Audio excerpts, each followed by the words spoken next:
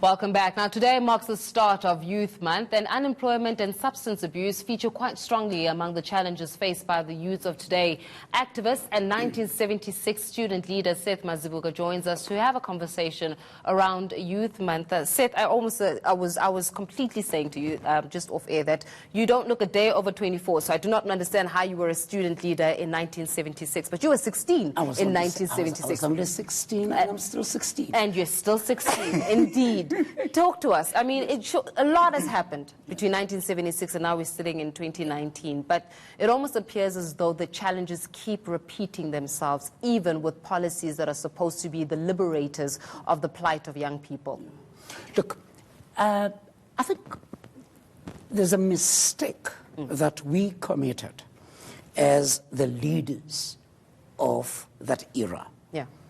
What we did is that when 1994 came, we all became BEE and rushed to Parliament, left the gap open of being leaders.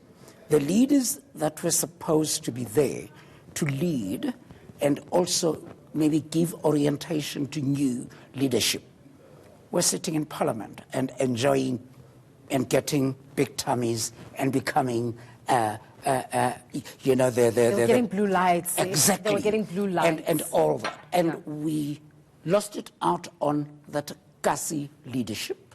We lost it out on that leadership that is moral. And then we became more of the Busasa leadership.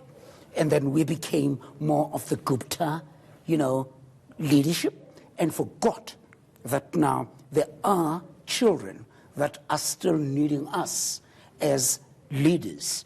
And for that, I always say, and I hope I'm not going to cry, I'm a crying baby. No, it's fine, I cry too, so if we both break into tears, it's fine. I always say, the leadership, the young people today should actually forgive us for having forgotten them. So there was a disconnect between the leadership of the 76 and the leadership of or the current leadership. And that gap, that disconnect, opened up our young people into drugs, opened them up into foreign kind of influences, one might put it that way. And you just had a young person now speaking about child abuse and all those things. It is happening because there are no more leaders. There are no more leaders who are parents. No more leaders.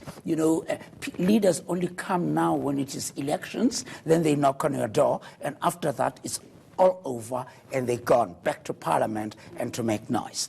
And I still feel that 25 years into this democracy, we still owe young people of this country leadership. I mean, speaking about the issue around owing young people some kind of leadership, you owe the strong male, a strong black male leadership, to show young boys that actually there are strong black men who are successful, who are independent, who are go-getters, who are leaders of communities. Females, the woman, the girl child needs to see examples of women who are doing amazing things that just don't exist on social media, because I truly believe that social media to some extent is a lie, but are actually able to be that person that is your next door neighbor that is doing amazing, that you can look at and say, you know what, I want to be just like this person, even though their circumstances may have been different to me, and we may have a generation between us, but I can see the journey that they walked. I'm busy putting up a center in the south of Johannesburg of drug addicts. 99% of them are young people, are young males. And they've got a history of either, am I saying the right thing? I hope I'm not going to be arrested for this. But of either terrible things that they have done in communities. And you speak to them, and they will tell them that now they've done things against women, they've done things against mothers, they've done things against, the softer part of our nation, those people who are supposed to be nurturing. And I am saying, even the male part of our society has actually become, we have run away talking of leadership. The main part of our leadership has run away, has been the ones actually that has actually, opened up that gap. Men are trash. It has become something else. And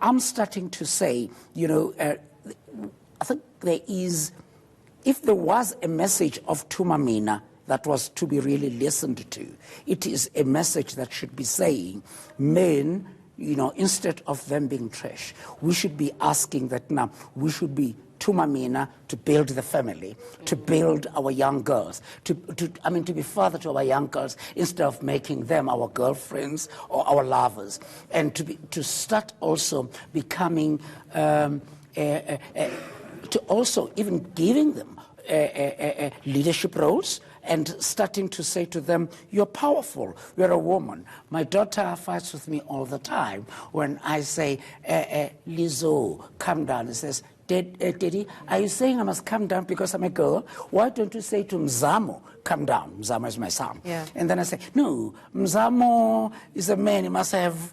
And I says, no. It almost appears as though you're not necessarily angry with this generation for having certain challenges and not having to overcome certain challenges. And I'm just saying that because over 4 million young people between the ages of about 21 to 24 are not employed. They're called NEETs, not employed, not educated, and not trained. That's a huge gap in our society, that we're not talking about where are these young people going to go. But from understanding your standpoint, it sounds like you're saying, you know what, we have to acknowledge as the older generation, as somebody who was there in 1976, as and somebody who went to Robben Island, yes. I need to acknowledge that we made a gap, we made a mistake, and there's a gap that we left. Yeah.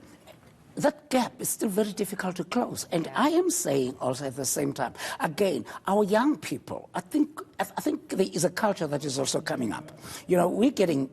Recently, there's been this talk of also young people getting into parliament. I say, young people should not... 1976, we're not fighting for power.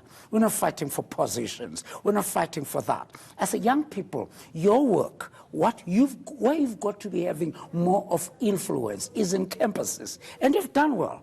Through Fees Must Fall. Seth, we can talk the whole day about this, but unfortunately and again, you have a lot to do in communities. Yeah. And our young people should be stronger there rather than in parliament and having blue lights. Let's not see young people in blue lights. Let's see young people becoming effective in our communities rather than in parliament. There we go. You heard it from Seth Mazibuko this afternoon. They're speaking about the plights as we start and we kick off Youth Month. Today it is the start of Youth Month.